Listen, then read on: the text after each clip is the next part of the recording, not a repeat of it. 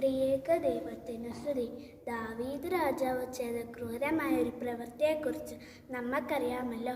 എന്നിട്ടും എന്തുകൊണ്ട് യഹോവ ദൈവം ദാവീദിനോടൊപ്പം നിന്ന് എന്ന് ആലോചിച്ചിട്ടുണ്ടോ?